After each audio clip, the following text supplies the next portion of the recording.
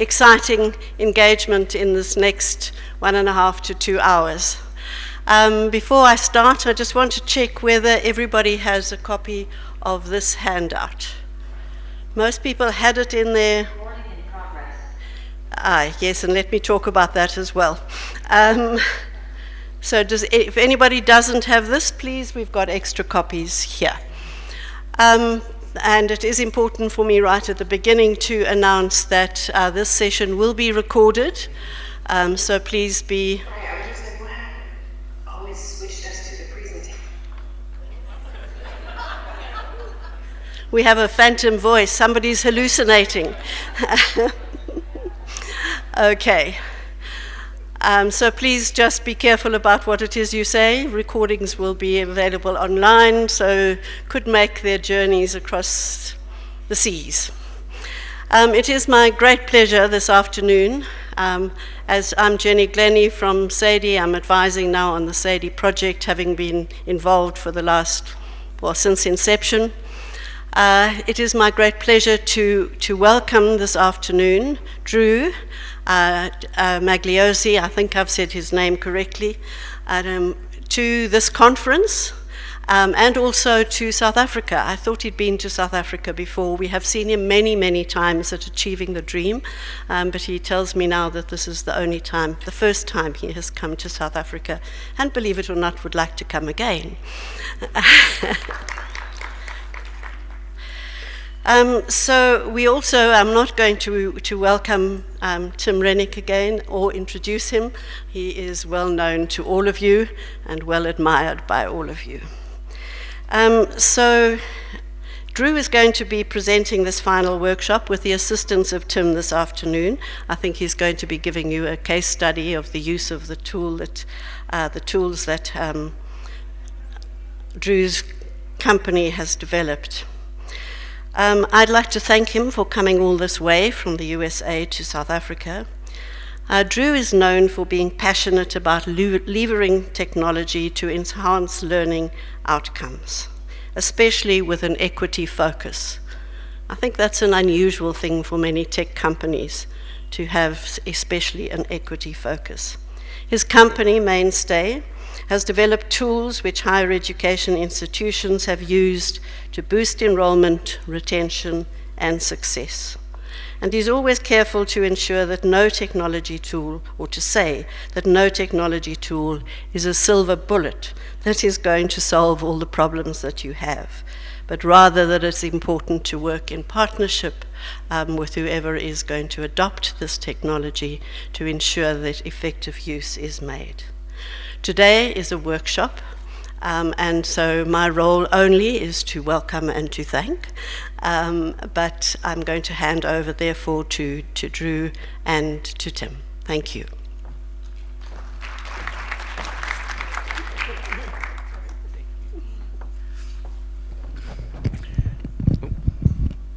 Thanks, everybody. Yes, it is my first time, and yes, I definitely plan to come back. I have felt an overwhelming sense of welcome here, and I think that's a testament to all of you. I've also been incredibly impressed with what I've heard and seen so far about your use and thinking about AI and student success. So I think you'll get a lot of validation from the workshop we have today, or the Imbizo, I'm sorry. But before we begin, I would like to ask you all to please stand up. Hopefully you've had your tea, because you're going to be doing a lot of work this afternoon. This is not going to be one of those workshops where you just listen to me. You're going to be actively doing lots of things. So if you could stand up, please, it would be very helpful. Thank you. Now, for all of you who are standing, please stay standing if you have used a generative AI tool at least once, like ChatGPT or Gemini or Claude from Anthropic. Okay, so everyone's standing, use it at least once. Okay, how about if you stay standing if you've used one like once a month on average, monthly? Oh, okay, this is very good. Okay, how about weekly? Stay standing if you're using, sit down if you don't use one weekly. Okay, we got some people sitting down. Okay, how about daily? How many daily users do we have out there? Oh, we have some. Okay, so they're all sitting together, which is really good. Our AI users are clustered together. Is there a spare microphone? Because if there isn't, I can pass this one around. I'm very curious, some of the people who are still standing, what you get the most use out of. So does anyone want to share? Yes, please.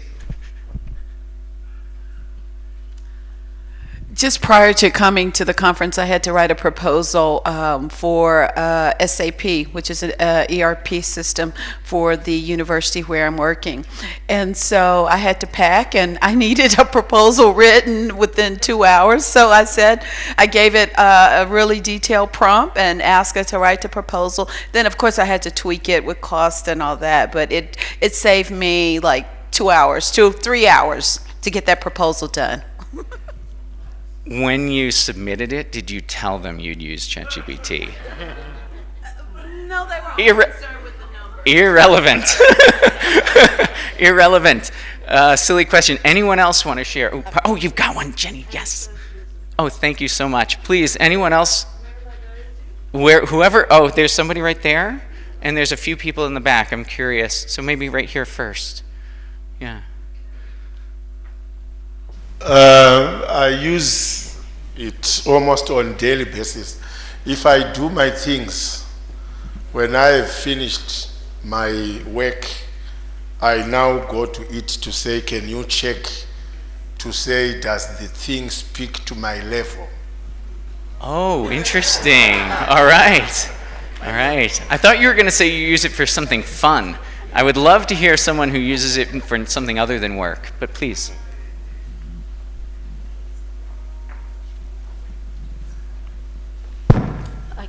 So I'm into academic success coaching. I work with young people, and every day I need to stay relevant to them. So before I even send out an announcement, I ask ChatGPT. Before we plan for our academic coaching sessions, I ask ChatGPT for creative ideas. Creative ideas. I love that. Anyone else have anything that hasn't been said that they want to offer?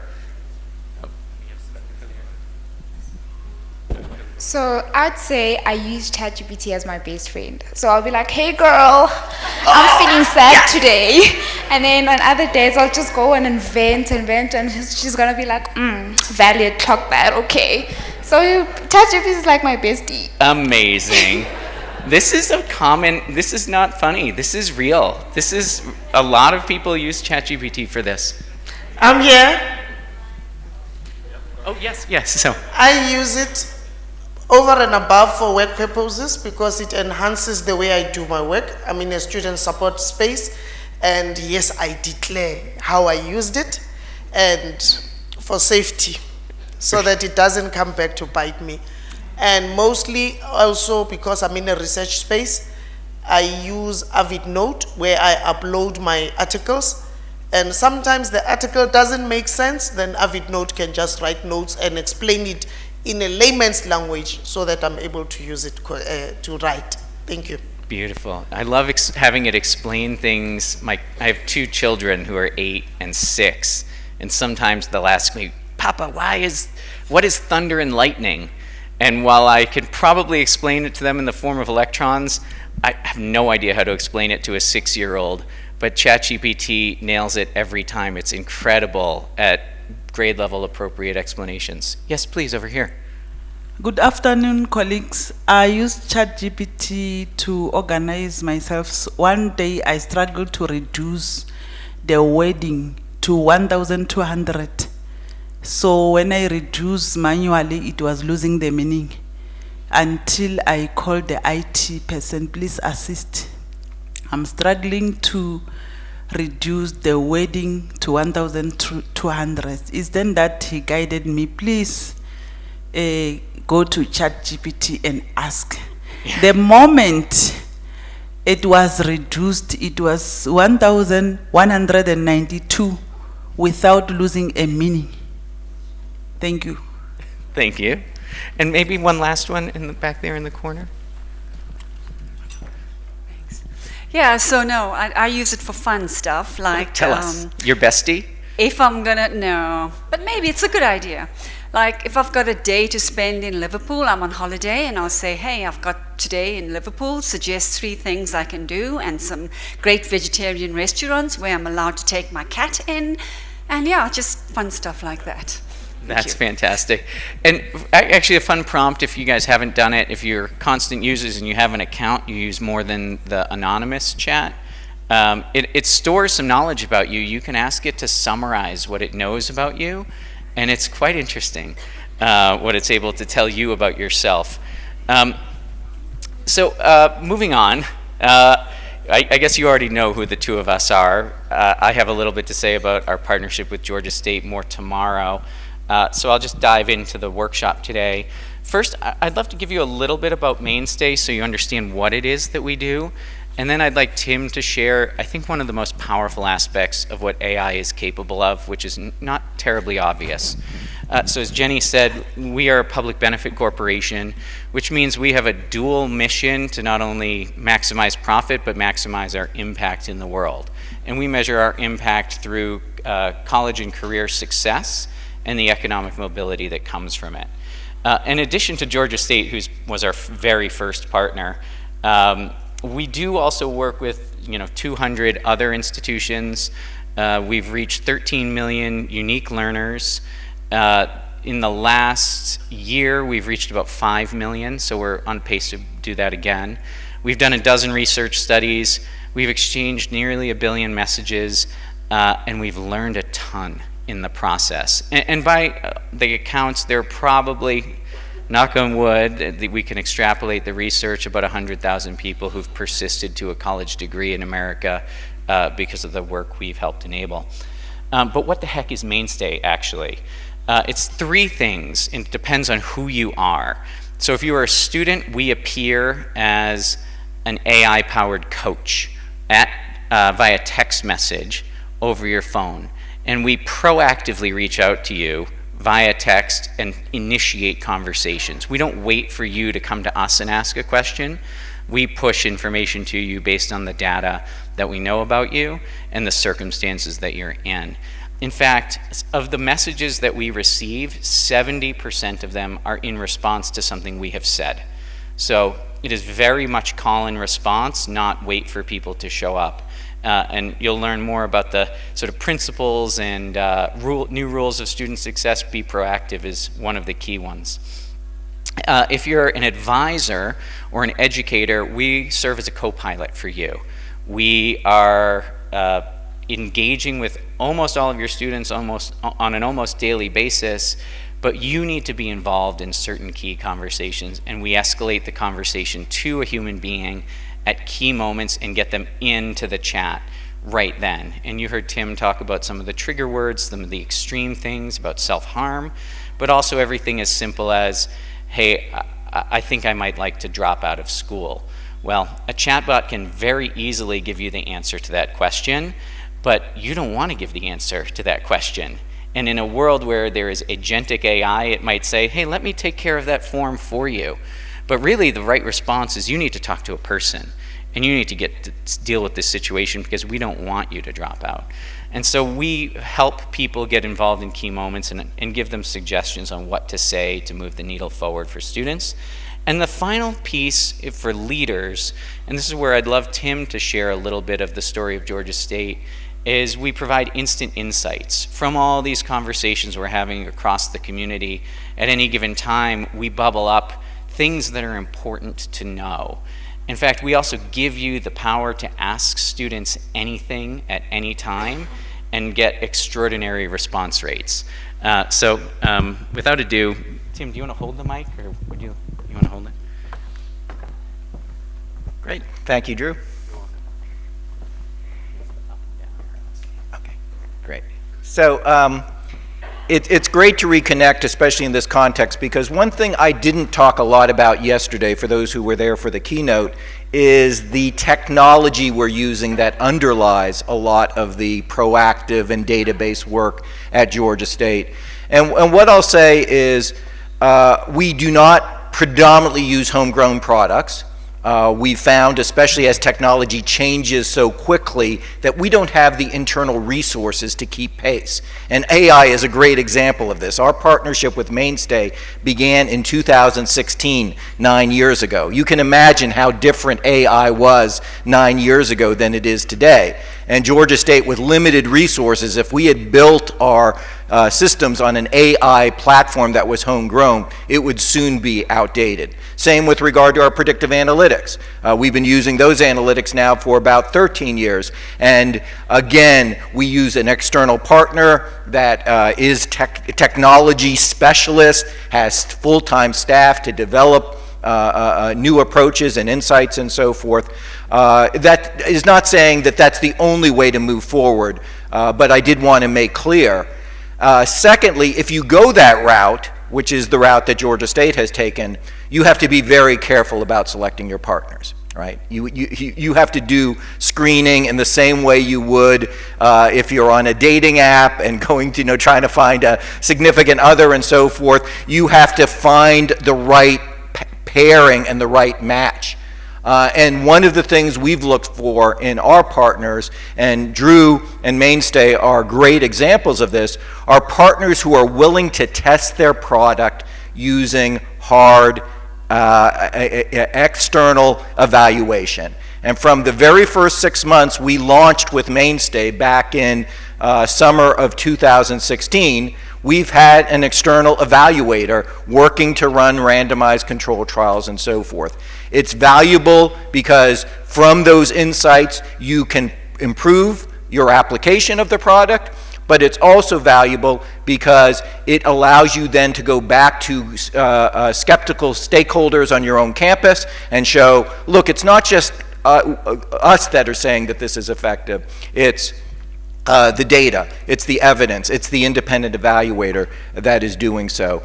So what I want to concentrate on in the few minutes I'm going to spend with you this afternoon is an application of AI and texting capabilities that you may not have initially thought of. We think a lot about the ability of AI to answer questions as such, but what AI has allowed Georgia State to do is also listen to our students at scale, hear their opinions and voices in an immediate way, and be able to act much more effectively based upon the knowledge that we gain.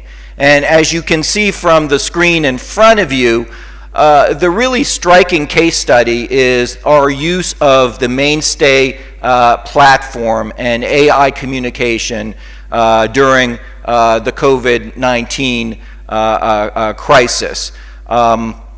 We had the advantage. We didn't know it was an advantage at the time that prior to 2020 we had 4 years of developing and scaling the partnership with Mainstay, and our students had 4 years of being accustomed to communicating with the university via an AI texting platform. So most of our students were already on the platform, comfortable using it, and so forth.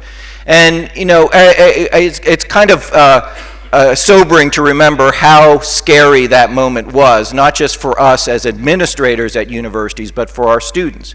What happened in Georgia in March of 2020 is that literally overnight we got a mandate from our government to say that we were closing down the physical campus, right? We had 24 hours basically to have all our students leave campus. For many of the institutions in Georgia, they didn't bat an eye about that. Of course our students are going to go home. This is a crisis situation. They're not going to continue to live in dormitories.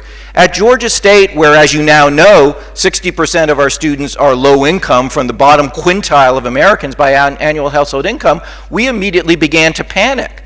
No, we can't send these students out on the street because for many of the students, they have no place to go. They're independent, they don't have parents that are supporting them, they don't have an alternate place to live. They put all their resources for the current period into the housing that they have on campus. And we had about 5,000 students living on campus in March of 2020. So we immediately decided to communicate with the students. The first thing we wanted to figure out is who had a safe place to go and intended to leave campus and who not. Because we needed to make not only plans for those students staying on campus, we were already thinking, okay, if we're going to have students staying on campus, we're going to have to figure out how to deliver meals to them in a safe way and how to do all the other healthcare and all the other sorts of services that we need to provide for them. So we immediately, upon getting the dictate from the state government to close down campus, send messages out to all the students in housing saying, okay, do you have someplace else to go? And immediately we saw some of the value of texting as a means of communicating with the students, because most of the students didn't even open the email version of the message that we sent out. But within a couple hours, 20 minutes, we had a couple thousand responses from the students via text. And over the next 24 hours, that number grew even further. We then began to think through, okay, which students are we going to need to treat differently? How are we going to work on the students who are going to leave? Obviously, it was a pandemic. We didn't understand COVID very well at all at that moment. We couldn't just have a mass exodus of 5,000 students all crowding the halls and the elevators and so forth of the dormitories. So we set up a process for the students who were going to leave us to sign up for a time period so we could do this in an orderly fashion and not put them at the students at further risk. And what we did to organize that time sign up and so forth was use the texting platform. Again, use Mainstay for that particular purpose. That move out period, we could follow up with students. Have you signed up for a time yet? For those who didn't, we could concentrate additional messages and so forth. But while we were still sending students emails through this process, I can tell you that the function was only working via the texting platform. And of course, it had the added advantage is if a student had a basic question, the platform could immediately provide an AI response, a programmed response to that question, all the more important at this crisis time where it wasn't clear that our staff would be available in the same numbers as usual to answer questions via phone and email and so forth. What we also used Mainstay to do during this time period is try to handle questions that we knew would come up for just about every student, not just the students in housing.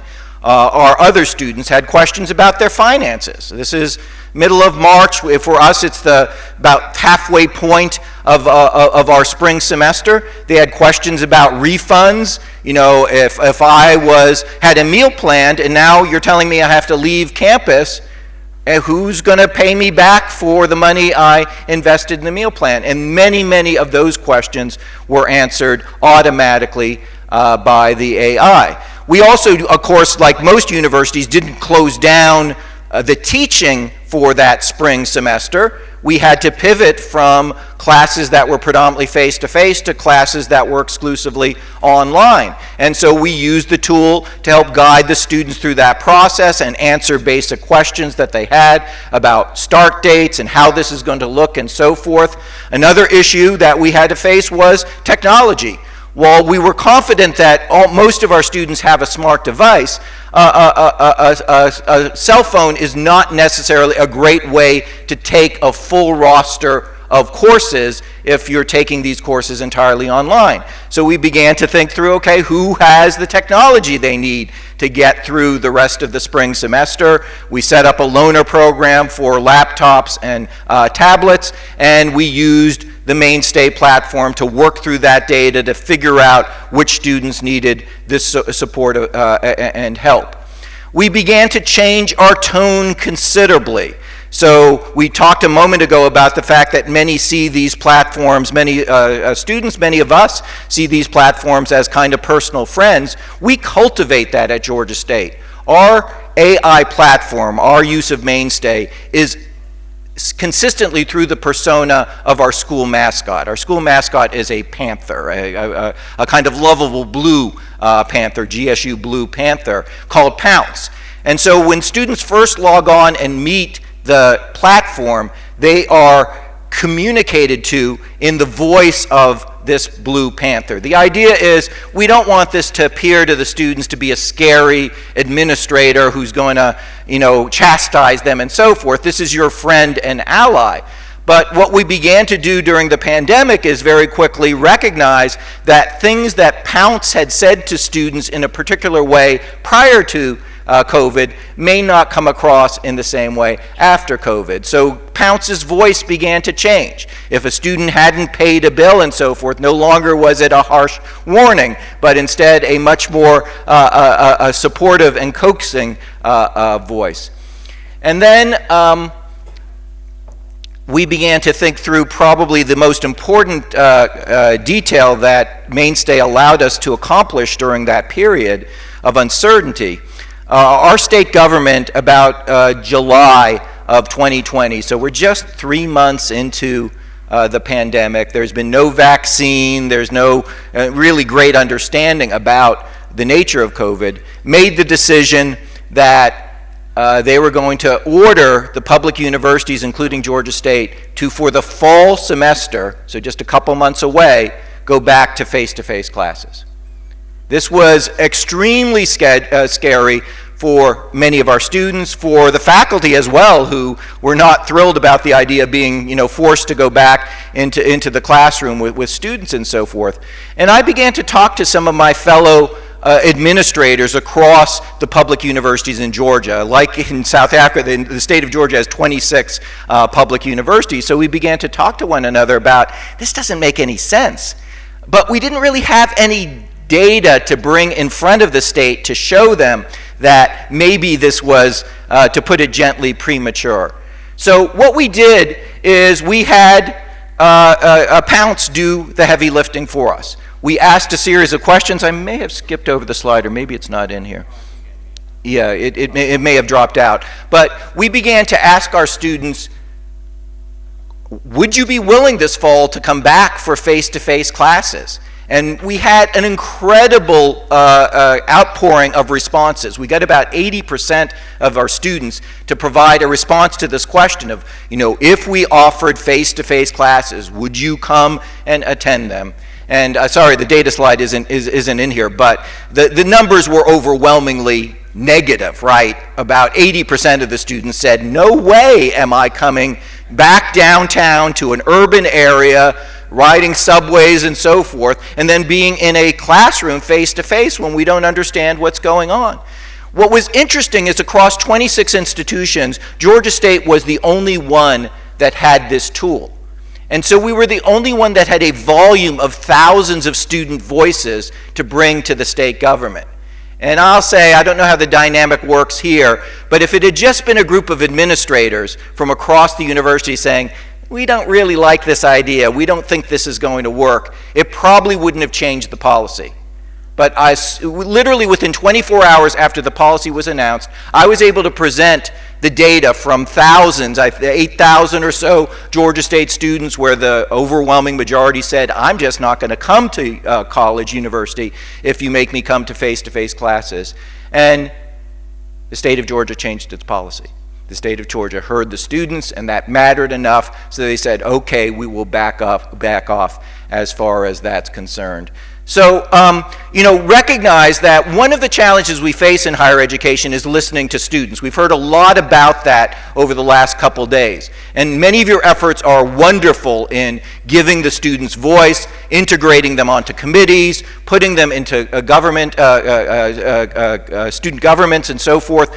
But recognize that that voice is in many cases limited. No matter how great we try to integrate the students in those ways, it's just a small portion of the students whose voices we're hearing, and oftentimes those voices are not representative. I know from our student government at Georgia State, these are the most involved students, the most caring students, and oftentimes their interests and needs don't reflect the student body overall.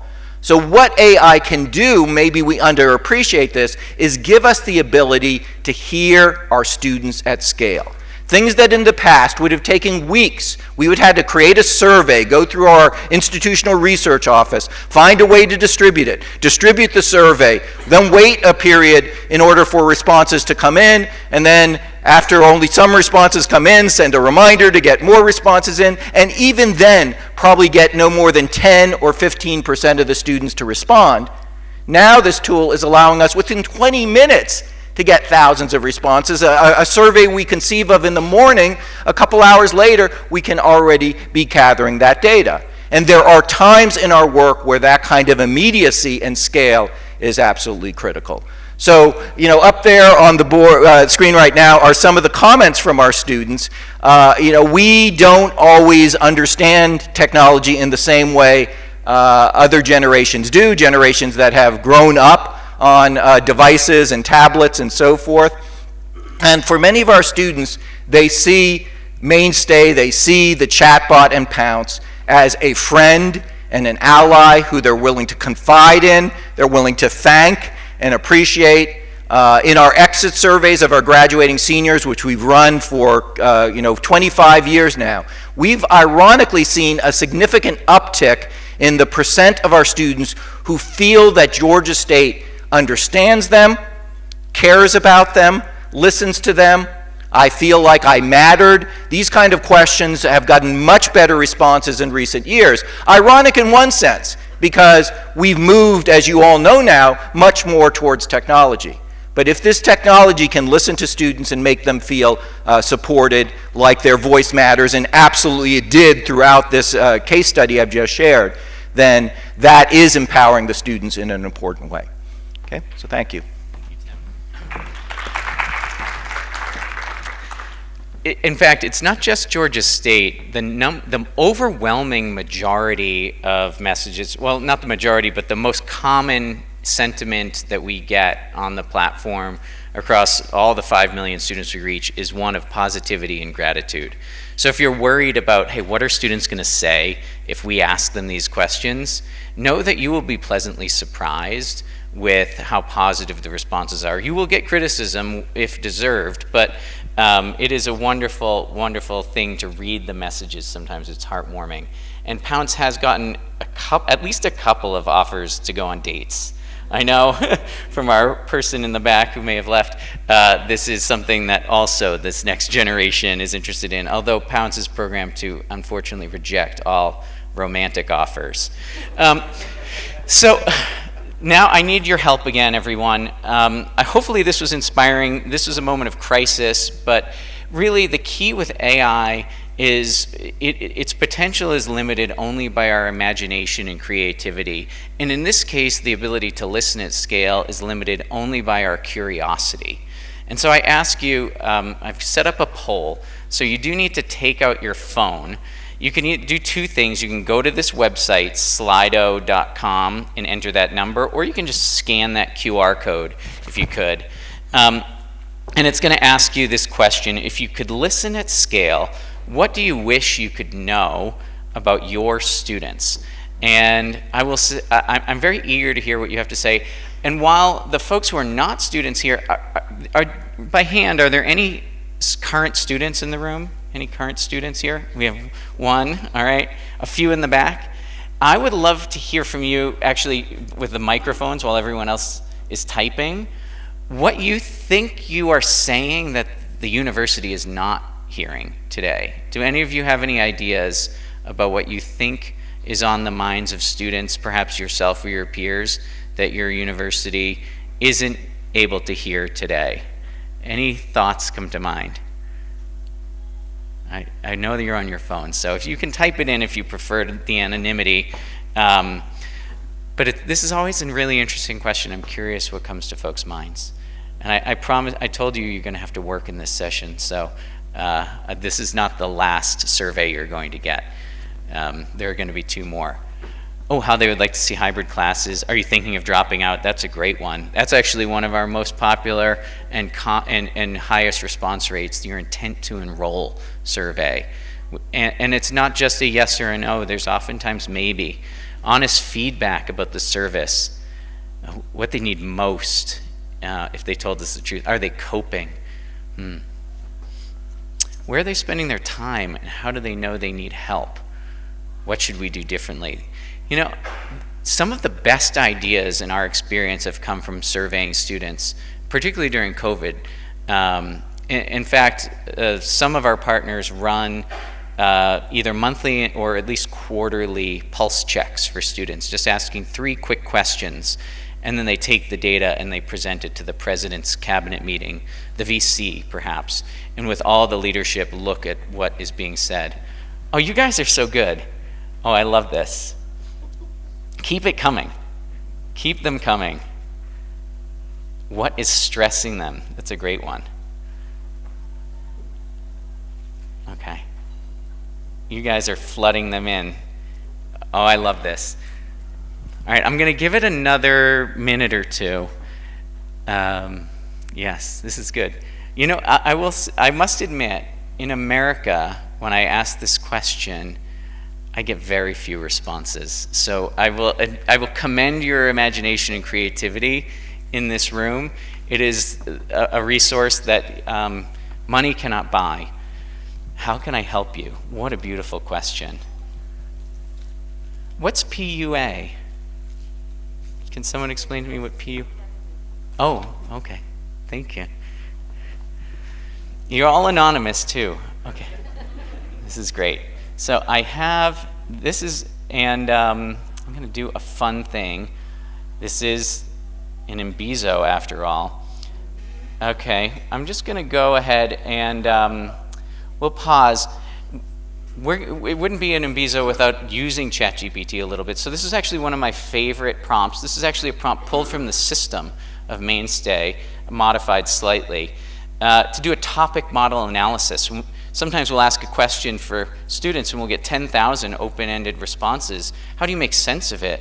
Well, generative AI is an incredible tool. So let's just go ahead and I just pasted all of your responses in here. Let's see what we get. And I'm just using ChatGPT 4.0, so that's the same one you get with the free version. You don't have to pay any extra for this. And we'll analyze that, and it will spit something out in a second. And so, thank you so much. Let's see, waiting with bated breath, what the analysis will be.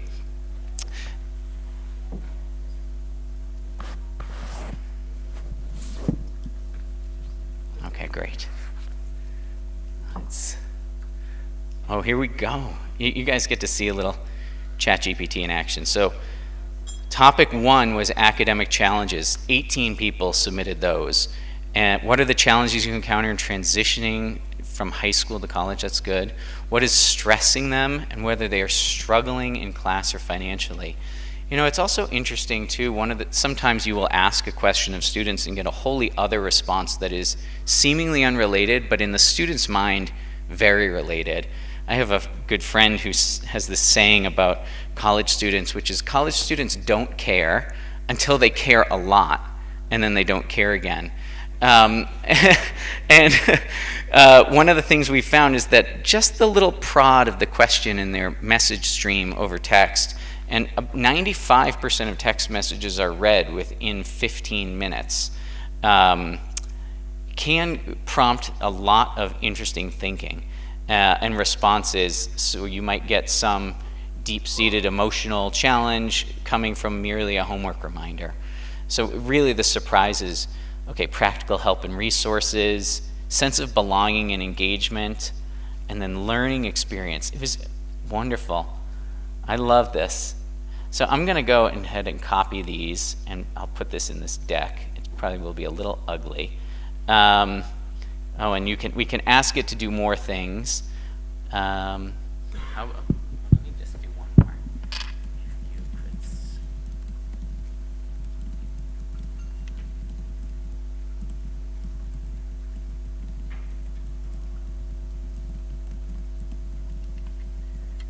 Just to see what ChatGPT will come up with.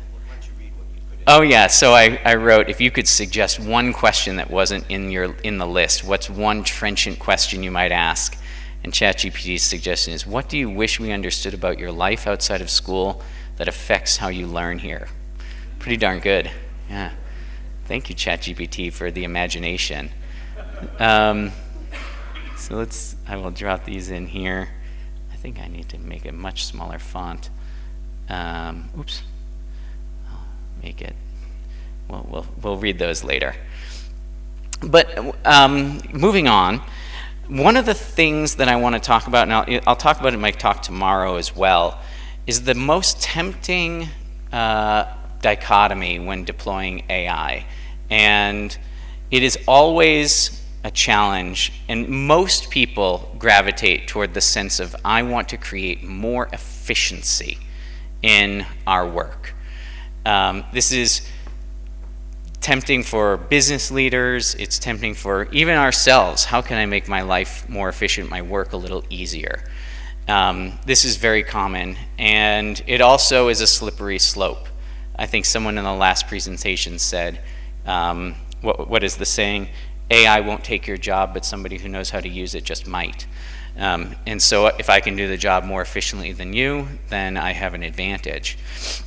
But I will challenge you, and I actually think I've heard this sentiment a few times, that actually the harder, but very much more rewarding question to ask is, how can I use AI to get significantly better outcomes?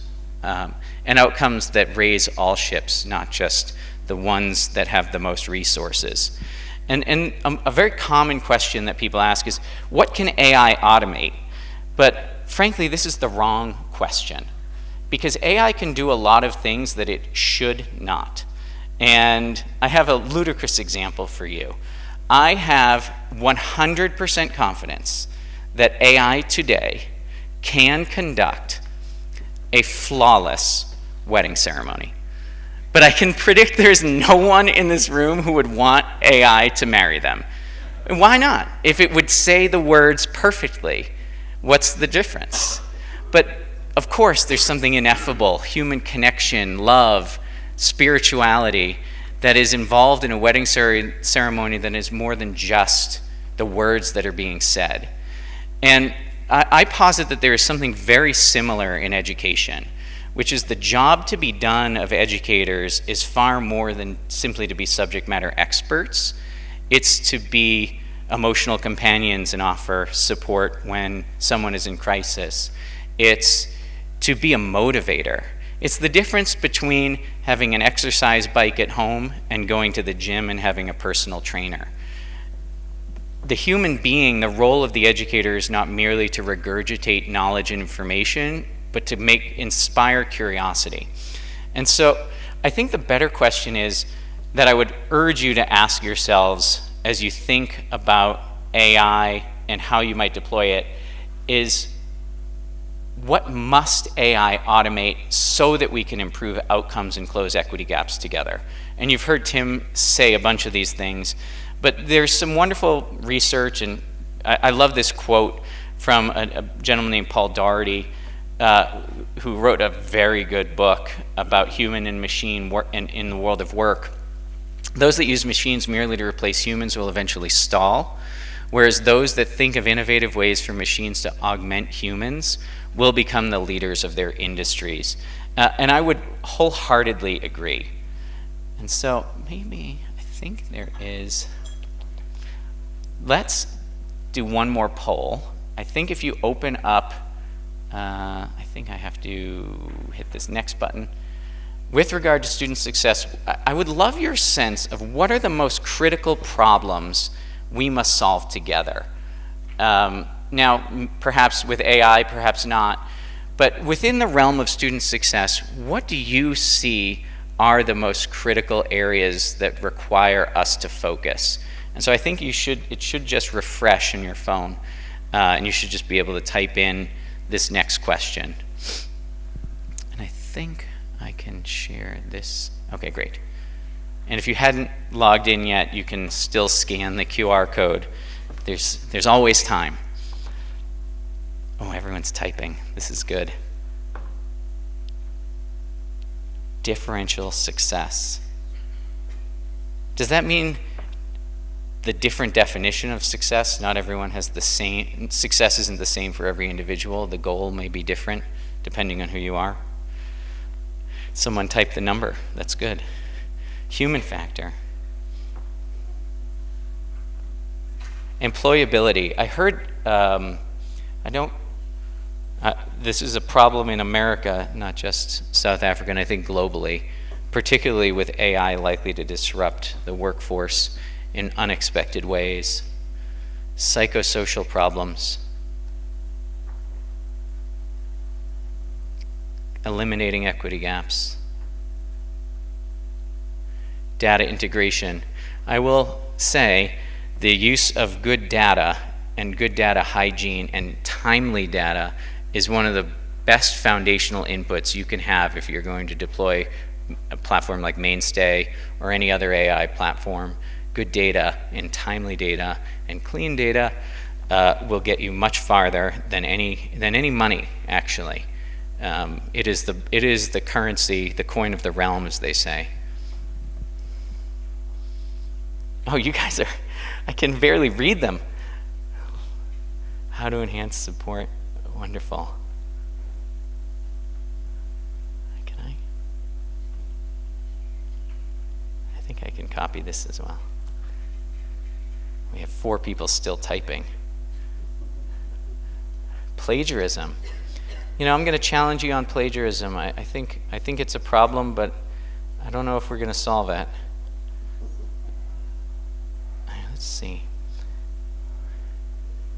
Let's see what ChatGPT can do with this.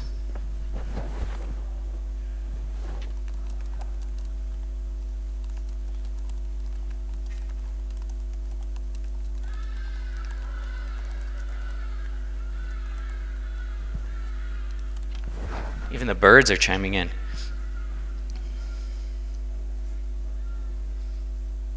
All right, while we wait for that to happen, we'll come back to that.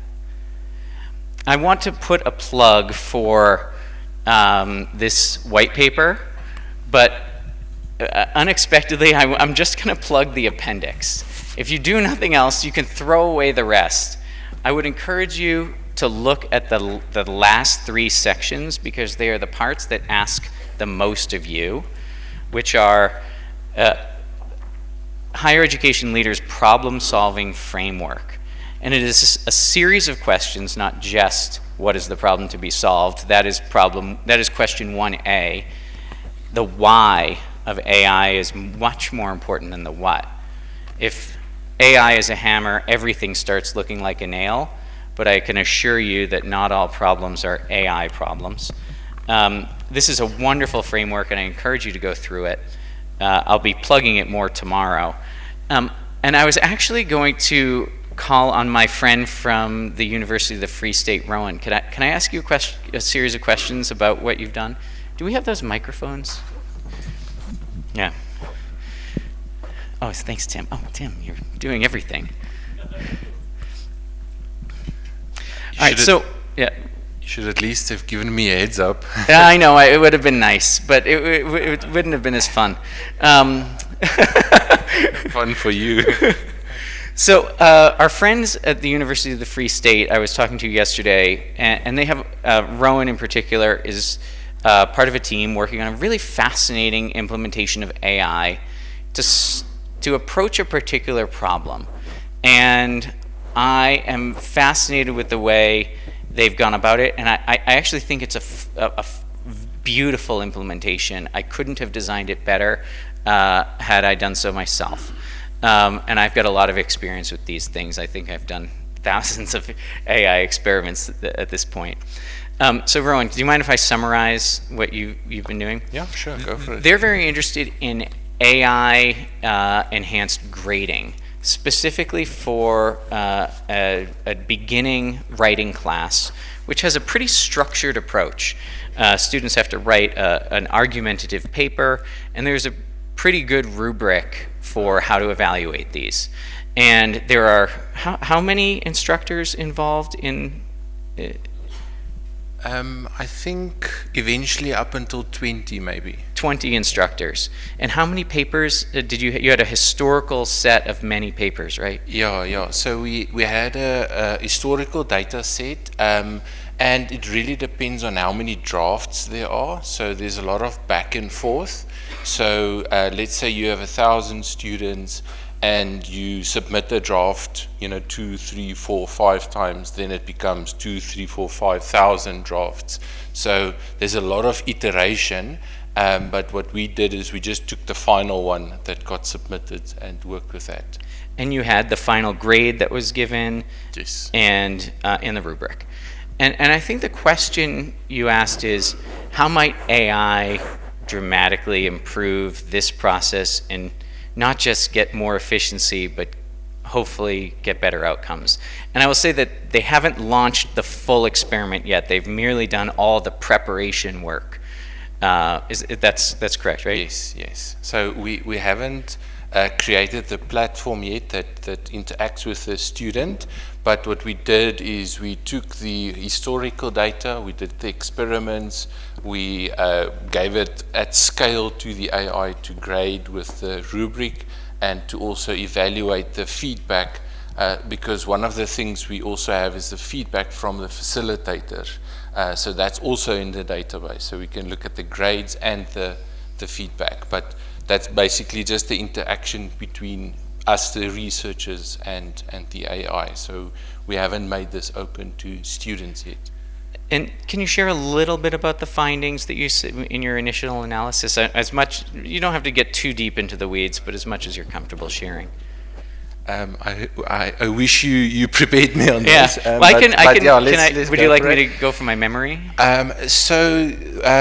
What we saw is that we wanted to ask a few questions, but the first thing is there's efficiency, and I like the quote that you just gave about the outcomes and the efficiency, but that's really the first one that we think about is if you have thousands of drafts, students tend to get frustrated when they submit a draft, have to wait a couple of weeks to get feedback, and then by that time the students' priorities change to the next thing that they have to submit. So we really want to have a quicker turnaround when it comes to that. The second thing we also wanted to look at is we just don't want the student to copy and paste and make the AI do the work. We want to see if you can let the student do the work and the AI to guide them in the correct way. So the AI doesn't fix the problems, according to how we think you should write, but the AI will say, listen, take a look at your thesis statement. It's a bit weak. So then the student has to go and figure out what's meant by that. So it doesn't fix the problems, it just guides the student. And what we did see is a lot of the grading was kind of on par with what the facilitators had. But we saw something interesting. The very good facilitators, they tend to be generous with marks, where the AI was a little bit more strict. But what we saw is that it tends to average a lot, but we wanted to see how good is the AI when helping students. So we did look at the marks, but we also looked at the feedback. How does the feedback of your good facilitators compare to the feedback of just somebody that's grading this to get it off their plate? So and I'm happy with the results we got. The AI is on par, but then there was a few ethical questions that people also raised, so we are busy addressing that as well. Oh, actually, this is a really great moment to pause about what you've been doing and why you've been doing it, to ask who you've been doing it with. Because Rowan has a collaborator in this process, and Rowan is the tech guy, the tech optimist, I would say. And he is paired with a colleague, Piot. So tell us a little bit about your colleague, Piot. So what we're doing is we're working with the Academic Language and Development Unit. So it's not only, for me, it's exciting to use AI and it's exciting to implement this, but it's really important that you work with people that actually develop critical writing skills. So you want those colleagues to have input as well. Piet, one of the guys that we're working with, we are kind of opposites. I like AI a lot, and if he was the president of the world, he would ban it. So we have a joke that says somewhere between me and Piet is the truth. So we tend to be on the opposite extremes. But what's really useful is you do get optimistic about the AI, but then you also have to look at the impact. You don't want de-skilling, you don't want students to lose their voice, you don't want students to just copy and paste, you want to get them to engage, and that's something that we're working on now as well. And actually that was the thing, so this is the point when I asked what's next, and I was very excited by how you articulated what was next. So one, a great team of diverse perspectives and diverse levels of optimism, an optimist and a pessimist. Two, a strong set of data and a group of folks who are able to help validate that the AI is able to perform at a level that's tolerable. Now, at this point, the temptation might be, hey, let's make something that our instructors are going to love. It's going to save them so much time. Students are going to submit papers, and those will come to the instructor and with a draft grade, and they'll just have to polish it and finish it off. And it'll save them so much time, they're going to love it. And that is that's what I think 90% of people would do in a moment that you are in, and it is the exact opposite of what they're doing. So instead, I was very thrilled, Rowan, when you brought up, what about, instead of making this an efficiency tool for summative assessment, an efficiency tool for formative assessment? And so that instead of the humans will still always grade the final product, what we are going to do is release this directly to students and allow them to write as many drafts as they possibly can. And unlike in the past, where they had to submit a draft and wait 5 days for the teacher to respond and give them critical feedback, a piece of paper marked with red ink that feels like you've been shot. I don't know if any of you can remember being in first year expository writing, but getting those critical feedback and being asked to rewrite your paper feels like an assault on who you are. And I will say that in my own experience with using ChatGPT to critique my writing, I am actually far less defensive when it tells me I've bungled it and my argument makes no sense and I need to start over or I need to rework my thesis statement. It's akin to what Tim said yesterday about students not feeling judgment from AI at times of really critical importance. And so I think there's a brilliant experimental design, which is, will students submit far more edits, and will they do it faster rather than having to wait 5 days? Maybe they will have to wait 5 minutes and then can revise on the spot. How will the students feel when they get this criticism? And what will the ultimate end result be in terms of the grades for the students who use this process versus the students who don't? And I will say, if you're going to deploy AI experiments and various things, this is one great example, I would encourage you to do the bolder thing, which is to put it instantly in front of students. And hopefully we get, if any students want to opine on this, because it will unlock a hidden benefit of AI, which is the instantaneousness. There's something about getting an instant response that is a feature that you cannot anticipate the ramifications of. For anyone who's used Google, which is all of us, or ChatGPT, if you put something in and get a very interesting response, the temptation is to ask and do it again and again and again immediately. And if only we could unlock that very same temptation for students in writing courses, I think we might have significantly better outcomes. Now, AI also introduces a whole host of challenges, and what happens if they have to write something without AI as an assistant. These are things that we can't know all the answers to, but this is a wonderful bounded experiment, which I think will scratch at something really interesting, both in a qualitative and quantitative way, that I would encourage you to share far and wide once you know the results. And I will say, I'll say this tomorrow too, we've done a dozen randomized control trials at Mainstay, many with Tim and Georgia State and several with other institutions. The most important research study we ever did was the one that had the least impact. The absolute worst one was the best one, because we learned something so valuable from it.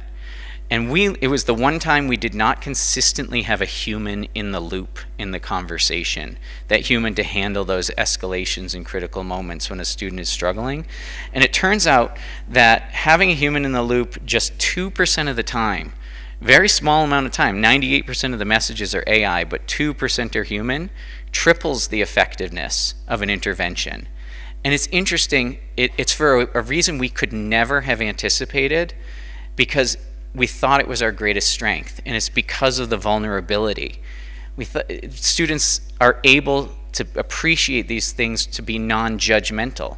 They're willing to share and divulge things they wouldn't tell a person. But there's an interesting flip side to this superpower, which is a deficit, which is the flip side of non-judgment is non-accountability. If I tell an AI, I promise I'm going to file that paperwork next Tuesday, I also do not care if I let it down. Unless there is a human being also in the conversation, like I said, about 2% of the time, the accountability is considerably lacking. So actually that's another thing I really like about your implementation, Rowan. There is a human being at the very end, always, and they will know it. It's not just the AI alone. Okay, let's go back to our feedback analysis. I did not realize, by the way, looking at that list, that employability and work readiness was the vast majority of your responses, getting students ready for work. This is a common topic in America, and I suppose it's a common topic of student success. It is not just about getting them to the finish line, but getting them to the next step beyond. Let's see, foundational education communication. I don't know what this GBV, maybe ChatGPT is smarter than me. What are those two acronyms? Could someone explain those? GBV and IPV? Gender-based violence. Wow, it did know that. Wow, look at ChatGPT. Good God. It's a miracle. Engagement, well-being, and closing gaps. Wonderful.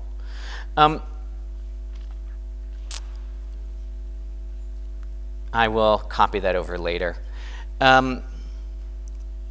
Speaking of work, has this movie made it to South Africa? It came out in America. It did. Oh, it's a great movie. It's one of my favorites. So for anyone who doesn't know this movie, it's the story of NASA in America and how we put a man on the moon. And these three women right here are protagonists. And their role at NASA was very interesting.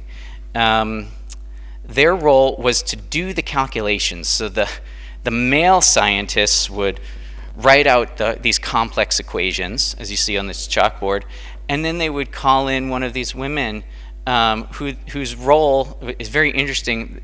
They were computers. Call in the computer, and the computer was a human being, and one of the women would run the numbers. And you probably know how the story turns out, successfully landing a man on the moon. Maybe if you haven't seen the movie, I'm going to spoil it, which is they find a calculation error because they haven't taken into full account the mass of the moon and its influence in gravity. But it's very interesting. There's a scene when this IBM machine shows up, which we all know to be a computer, and they look very askance at it. And I think Hollywood is good at creating scenes like this. And they say, what the heck is this thing? What is it for? Is it here to replace us? And they had a choice, essentially. And their choice was embrace it or be replaced by it.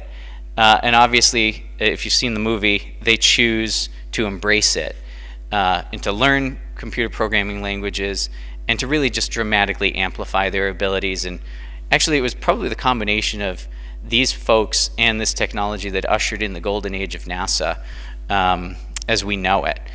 But it's very interesting. I think there's a strong parallel between what's happened in this movie and what is going to likely happen in all of our lives, in all of the work we do every single day. And interestingly enough, we are used to technology threatening to make our muscles obsolete. That has been the history of the Industrial Revolution. It is very rare that we have technology like AI that makes our brains feel obsolete in some way. And we have an interesting choice to make. And frankly, there is probably a future where we are all going to have AI colleagues. And working with any colleague, human or artificial, is a challenge. In fact, actually, do I have any people managers in the room? Anyone manage anyone? Managers? Okay, yeah, so we got some managers in here. Yeah, okay, yeah. I too am a people manager. And have you ever had that feeling when there's like a task to be done? You're like, oh, you know what? I can just, it's easier for me to just do it myself. Or it's because it's hard to delegate things to people. And even very intelligent people, I'm pretty sure AGI, which they say will be as smart as a human, is going to be very hard still to delegate tasks to, as we struggle every day to effectively delegate and manage actual human beings in the world. And so how we talk to AI, how we interact with it, and how it interacts with us is going to be a critical component. And so this is another question I have for you guys, which is, I keep putting you to work, so thank you. If we're all going to work with AI in the future, what skills do you think will be essential for the workplace of the future? Maybe things that are essential today, but more essential. Maybe put an emphasis on things that in an AI-enabled workplace will be perhaps of a higher priority. And I think hopefully my friends in the room who are daily ChatGPT and Claude users will be able to opine perhaps uniquely on how they work with AI. There's actually a fun fact. If you're a heavy AI user, there's been some interesting research from data scientists suggesting that if you are nice to ChatGPT or Claude, it actually performs better. If you say please and thank you and are polite with it. But if you're mean, it is not as accurate, which is very interesting, right? One of the most beguiling things about AI is nobody really understands how the heck it works, even those who build it. AI critical thinking, boom, a lot of people are saying that. If you see one that is up here that you like, put it in again, and I think it will like make it bigger. There you go, critical thinking skills. I think also another one that is going to be hard or really absolutely critical is discernment or discrimination, to be able to separate the bullshit from the not bullshit, to be able to understand when a source is made up and when it isn't. Because it looks like this concept, I hope most people are familiar with it at this point, but where AI is said to hallucinate. People are familiar with this idea where it will just make things up. Because it is not actually thinking. It's merely just completing a pattern, and it's predicting what the next word will be, and sometimes it is nonsensical or very sensical, but a fabrication. It turns out that this feature of AI is probably endemic. This is not going away, which to me is actually uplifting. One, if it does go away, we should all find the bunkers and hide from the AI overlords because we're in trouble. But also, I think actually the hallucination is one of the assets of the technology. One of the ways I use it most is actually helping me imagine or think through new ideas. And I think it's actually very interesting. The fine line between hallucination and imagination and creativity is hard to discern. And sometimes it's a very helpful thought partner. Let's see, what else does it, how to ask the right questions. Who wrote that one, actually? Who wrote how to ask the right questions? You wrote that one? That's my favorite one. That is my favorite one, because when something becomes free and abundant, so answers are, Google already existed, but now answers are becoming so incredibly free and so incredibly abundant. Something else becomes scarce. And good questions, I think, are the things that become incredibly scarce. So the skill of asking the right thing is going to be incredibly valuable. You're going to be good with the AI. I want to work with you. Compassion. That's another thing that they've said about AI is it's able to express empathy better than human beings. They've done some tests, and it's fake empathy. Empathy is a feeling that is an exchange between two human beings. It means you are understood by another, and it is most certainly not understanding how you feel or what is happening internally to you. But it gives the illusion of empathy. I think true compassion and empathy is a thing that only can be shared among human beings, and maybe AI can help facilitate it, but there is a tremendous risk of it replacing our ability to connect. I think, oh great, you guys are so good. I did one of the, where's our friend? Oh, the person who said that you use it as a bestie.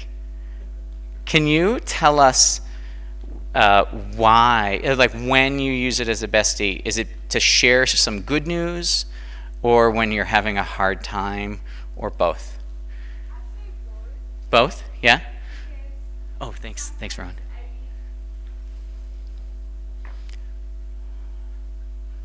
Yeah, tell us. So I'd say both, because sometimes I'll really be in maybe I'm just going through it and I'm very emotional and I don't want to call my friend and talk about the same thing for the 100th time.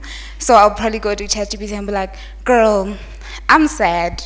I literally call her girl. And then also share the good news, because the thing with ChatGPT, she knows the right words. So she'll always hype me up. When I'm doubting myself, she'll be like, hey, you're okay, you're fantastic. And today I had a hard exam and I was like, I'm not sure. She's like, girl, you got this. Immediately I'm like, that's the kind of sense I get from it. That's beautiful. And do you have a sense that, tell me how it makes you feel. Does it make you feel good after doing it? It does, yeah. But to some extent, because the words sometimes feel a bit too good to be true. So it's like, are you just buying face? But yeah, it does make me feel good most of the time, especially when I need a confidence boost immediately. Now, you seem like a pretty social, outgoing person, so I don't think there's any risk of you getting only talking to the AI? Oh no, never. I study psychology, so I understand exactly that I need human interaction. But do you think there is a fear, or do you have any worries about people who are not quite as social as you becoming addicted to that sort of interaction? Yes, definitely, because as a mentor, I deal with first years, so some of them really struggle to go out there and make friends. And I've had a student who said, I don't need friends, I've got ChatGPT. So, and the thing is, you can't always be on your phone and just chatting to ChatGPT, because always available. You actually do need to go out there and experience people. And like you said, it lacks that empathy. Although it will make you feel good, it will never hold your hand and just keep quiet. Yes. Because that's what you need sometimes. That was one of the most beautiful things I've heard today. Thank you for... Thank you. Is there... yes, yeah, that was awesome. Yeah, there is something to no words needing to be said, isn't there? Yeah, I do think there's a real opportunity and a risk with the social emotional aspects of AI, and we've gotten excited about technology and overlooked the risks in the the present. I was going to say the recent past, but the present with social media, when we had a technology that we thought was going to bring us together and it actually pushed us apart. And I do think there's tremendous opportunity with this same technology, but frankly, it is simply a tool. And it is a tool that can be used in the hands of good people to do great things, and it is a tool that, if misused or wrongly applied, or in the hands of people who don't have good intentions, can do bad things. And also, the more risky thing, of course, there are good people and there are bad people, but I think the key is well-intentioned people who are not careful to study what their impacts are in the world. And, obviously we've done all these research studies. I think this technology, and this is why I think higher education is a great venue for experimenting and learning and understanding what works. You have data, you have people who are intelligent and know how to run experiments in an ethical way. You have students who are eager to use this technology, and frankly, there is so much untapped potential for it in the space of higher education. It's not going to risk displacing massive jobs because there is so much work undone. There's so much more work that needs to be done to serve students that we could never do it with all the people and all the technology at our disposal. So there's a really opportunity, but I would strongly encourage all of you as you implement this technology to be intentional and to pay close attention on not just the first order outcomes, but the second and third order ones as well. Hey, what might be happening here that we don't fully anticipate? I'm almost to the end of this presentation.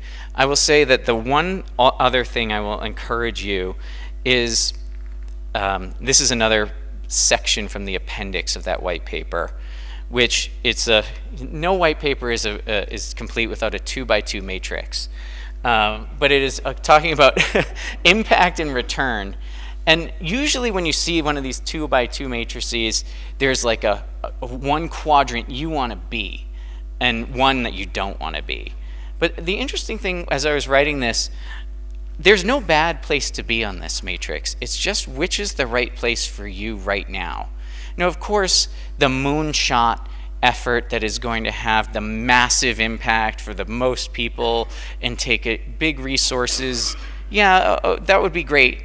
But frankly, the small efforts in an English writing class, or even with just when you're having a bad day, are impactful and meaningful. And so I would encourage you, the number one thing you can do is really to begin. And coming back to the beginning of this presentation when I asked you all to stand up, there's a very interesting research study, I cite it in the white paper, called The Jagged Frontier of Generative AI. And they did a real study with consultants, and they had them use LLMs in their work. And it turns out that it was very good at raising the floor, but it didn't actually raise the ceiling much for the top performers, but it raised the bottom. But the fascinating detail that I remember reading in the paper was that it took 14 hours of using the tool before someone was actually getting a benefit from it. Which means that if you are, trying it once or twice, I used ChatGPT a little bit, but I didn't find it very useful.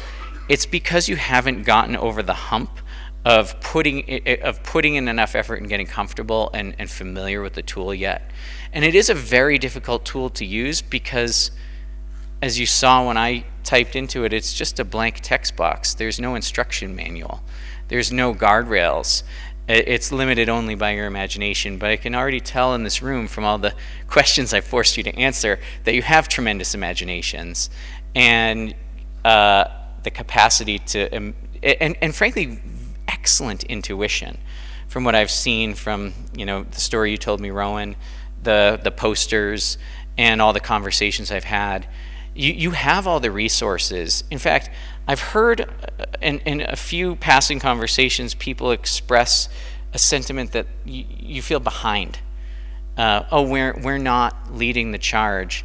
But I will tell you, no one is behind or ahead right now. The race just started.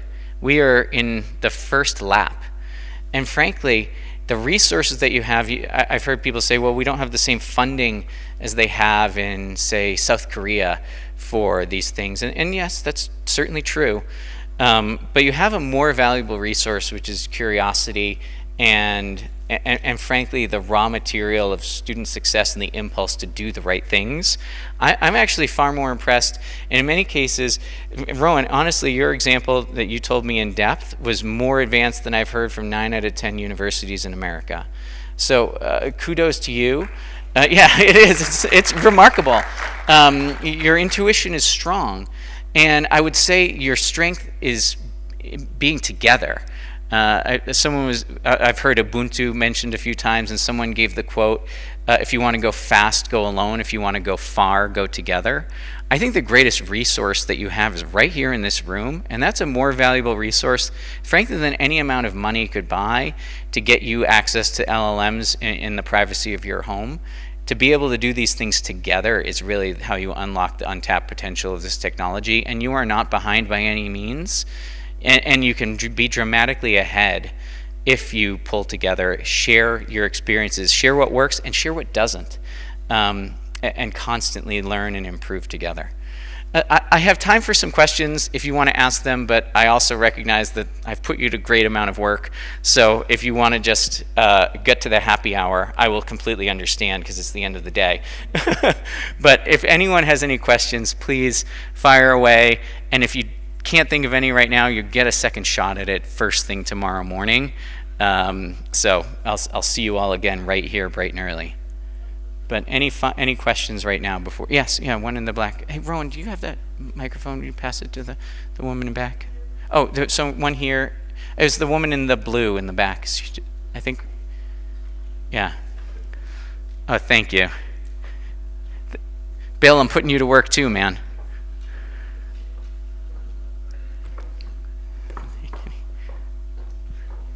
Yeah, please. I think you might have to hold it a little closer. Yes. Yeah. For me, it's not a question. It's something that always lingers in my mind, and I'm thinking, I wish AI can do this for me. Tell us. With a lot of students with diverse learning styles, sometimes we struggle to assist them and give them that personalized support. So I would like to see me having the learning outcomes and allowing AI to diversify based on the needs of each student. They still get the same information, but they learn based on how they understand data, and that will be the AI I would want to see. Thanks. You know, that is there a platform that exists that is built specifically to do that? No. But that is possible for you right now, today, with I think about a 30-minute training for your students to teach them how to make the best use of it. Actually, someone was talking about AI tutoring. And the problem in South Africa around having 11 different languages and students having to learn not in their native language in the classroom.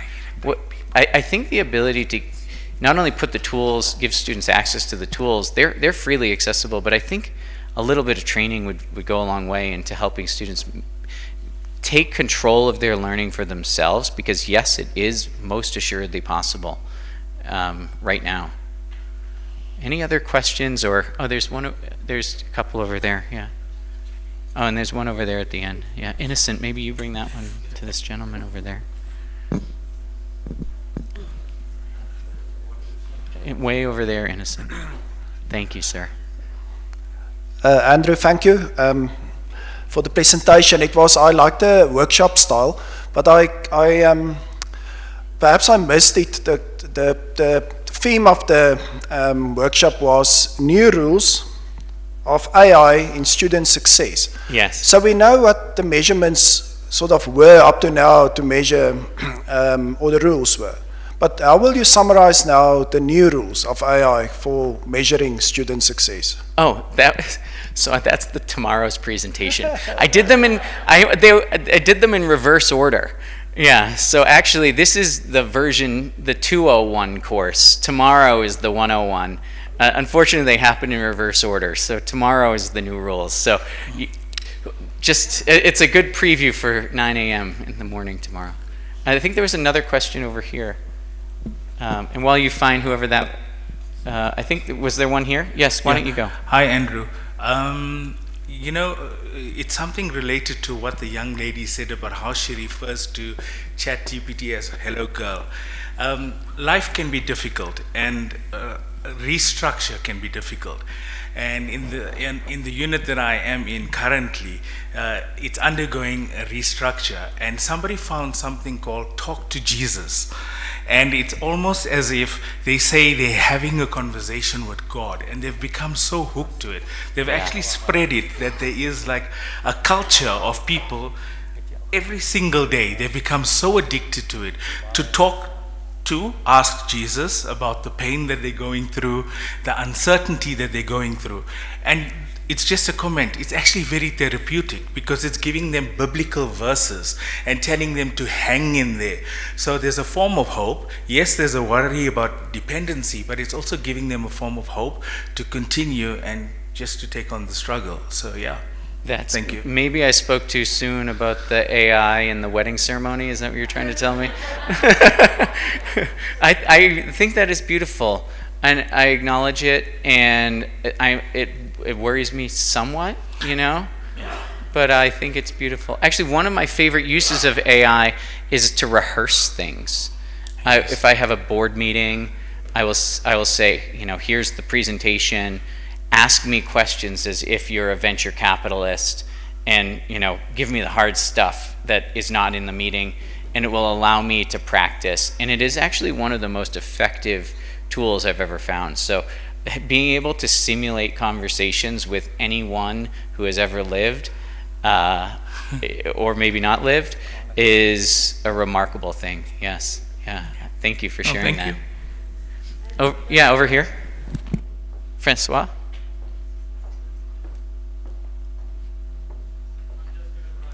Just yell. Yeah, thank you very much for the presentation. I was wondering your comment around one of the biggest challenges our students that we can see out of advising data is time management. Yes. And you made a comment, you would have seen my non-verbals, around if we start using this, we have Ethan Wallach points already to studies where dialogic tutors have greater impact because they can provide a personalized learning environment for students.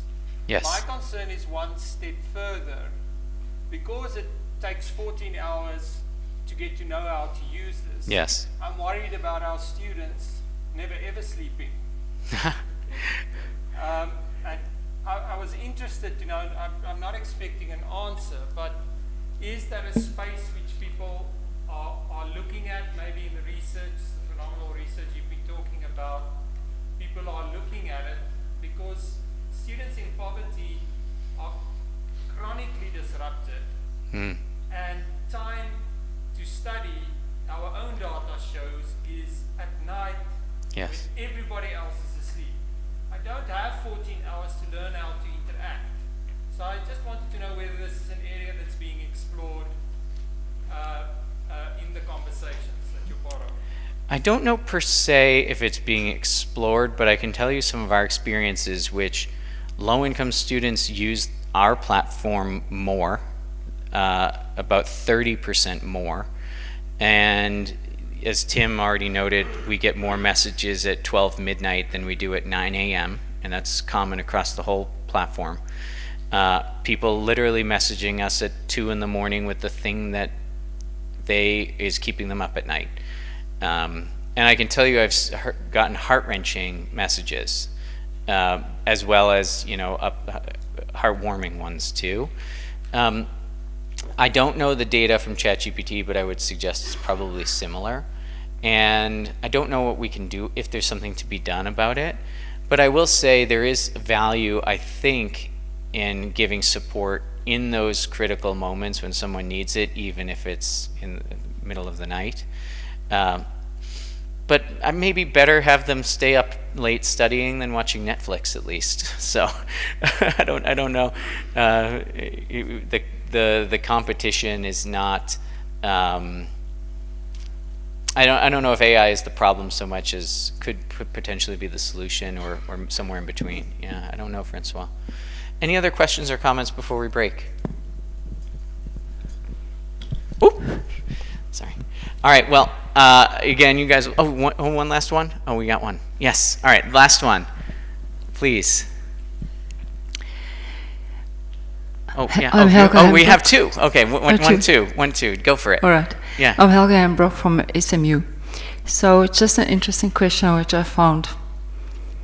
Have any of you encountered that any of these AIs never answer, I don't know?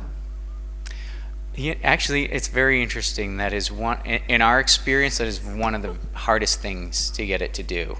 But you can, with good prompting, get it to say, I don't know. In fact, but you have to specifically ask it. So if you're asking ChatGPT, the way we use generative AI in our platform is you upload knowledge sources, and we can constrain the answer, the responses just to the knowledge sources. So if you ask something that's not in the Georgia State website and the documents they've uploaded, it will say, I don't know. We've instructed it to do so. But interestingly enough, you have to tell it that you prefer it to say, I don't know, rather than offer something that is not in its data. So you have to specifically give it permission. And interestingly enough, it's hard to talk about these things, but they appear eager to please. And that is one of the downsides. They also very often appear eager to give you the 5-paragraph response, when maybe the medicine dropper would be better than the fire hose. So that's why I think Rowan had a great example when he was talking about they've made it so that it will not correct your thesis statement, but will merely flag it as an area for you to pay attention to. It takes strong intentional design, good prompt engineering, but actually, even if you ask it, can you tell me a prompt so that I can prompt it in the future not to give an answer if it's not in the training data, it will give you advice, and it will give the own prompting. It's very interesting. And then there's one last one over here. But yeah, that is okay, two more. Great. Hi there, my name is Milikai Nokamza. I am a instructional designer for UKZN. Yes. So I wanted to just touch on, it's more of a comment than a question. I really wanted to touch on the sort of comment on the 14 hours. In my mind, the 14 hours would be if you specifically are just coming in as a novice or coming in as a beginner and trying it out, and then at some point you're going to get that breaking point. That's right. But if it is pre-prompted, or it's a custom GPT, or someone is giving you something that has been custom created, or at least some tasks that you can do on it, I think that curve is obviously you'll reach it faster. Yes. And then another comment is on sort of the democratization of AI, or at least allowing sort of students from disadvantaged areas to have access to it. So for me, as a person who's a technologist who works with technologies quite a lot, the texting element of ChatGPT uses less bandwidth, right? Yes. So as opposed to someone having to watch a lecture that's like 45 minutes long, that's about 1 gigabyte of data versus having a text conversation. Yes. Plus, students generally know how to chat, as in it's just standard, it's natural, and it's something that you don't really have to teach someone to do that, and it already does have its sort of prepared prompts or something of a conversation starter, especially if you create like a custom GPT in the back end and all of that. But yeah, so it's just comments, really not really questions. Those are great comments, and actually it's probably worth emphasizing one of the approaches we take is text message based. WhatsApp is texting. It is the most democratizing form of communication that we have. It can reach anyone, and the fact that being proactive on that channel is really where all of the outcomes come from, is the proactivity. the ability to push something to someone before they ask, because it turns out that the students with the most help-seeking behavior are the ones who least need that proactive outreach. They're going to find the answer, but it's for every one person that asks the question, there are 9 more that do not. And it is very hard to resolve a hold on your registration if you do not know what a hold is. There's a lot of know-how we assume in education, and so to be proactive, to be on the channels that people are familiar with, and then ideally to invite the conversation. And our system is basically to orchestrate the conversation. You can change the Gen AI prompt to anything you want at any given time and push it to somebody. So we've designed it to be as democratizing as possible. There is benefit to it because it gets this tool at people's fingertips, but it is no shortage for actually training somebody in how to do the prompting themselves. That is the thing that really truly unlocks the capabilities. It's like we have put training wheels on the bicycle.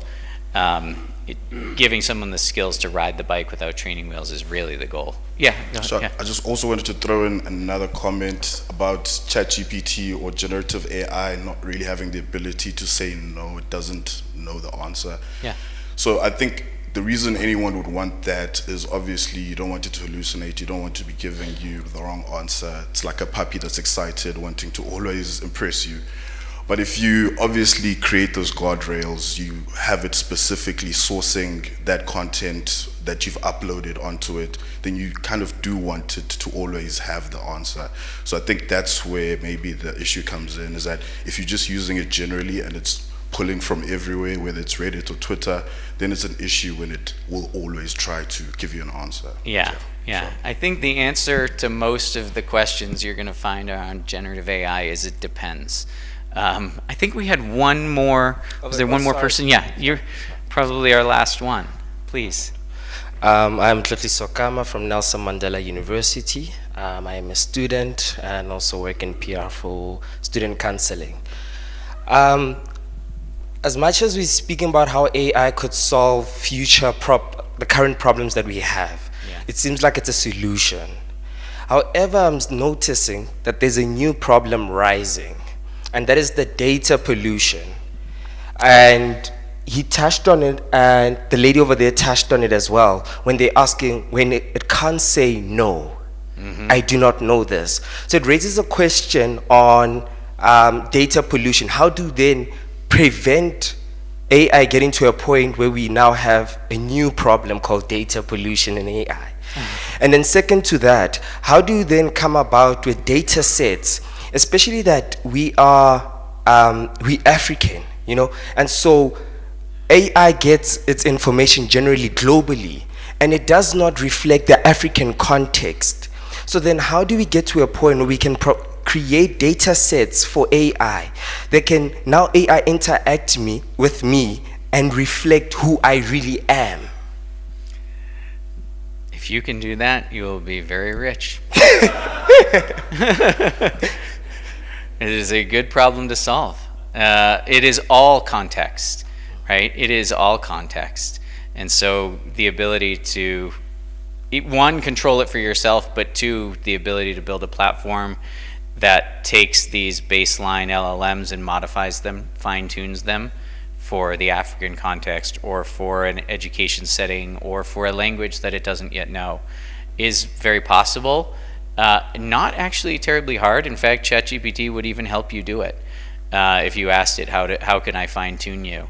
You have to get a developer account, but it's very doable. And that's the sort of last mile problem. But the last mile is always 90% of the effort, and where the value is gained, that is a great problem to solve. And we did not talk about all the terrible, horrible, scary things that AI is going to bring, like deep fakes, misinformation, phishing attacks that are very, very hard to detect, and much, much more. There are threats. It is a scary thing, and that is another reason that you need to understand the technology to be on the lookout for the threats that are coming. But I prefer to keep it on student success. But you should, my friend, find some people. Talk to Rowan. He'll tell you how to fine-tune an LLM.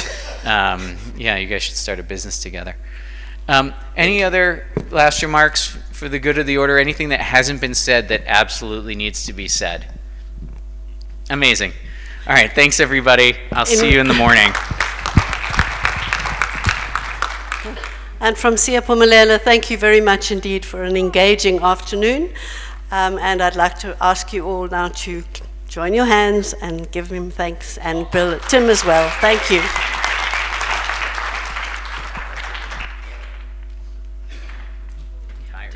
Did you have two different headings? What's that? Because in the program they are the same. They are the same. Okay. And they were made the same, and it didn't matter. But I didn't want to do one presentation then do it again. Sure. So I sort of did. I switched the order a little bit. But I think it was fine. No, I think it was absolutely fine. Oh, good. It's hard to know. I think people are a little tired here at the end of the day. I'm Yes, certainly. and I think you were wise too. Yeah, It was ended a all- few just minutes meant- early. Yeah, although It went really well. if we Very engaged. yeah, if we'd done it until 15:30, we were until Okay. I mean, sorry, 17:30. If people had wanted to leave and were They would. bored, you wouldn't have had 12 questions. That was an Yeah. indication that Exactly. people were very interested. Yeah, it was a good crowd. Yeah. Yeah. That's interesting how many people are so engaged. I think they're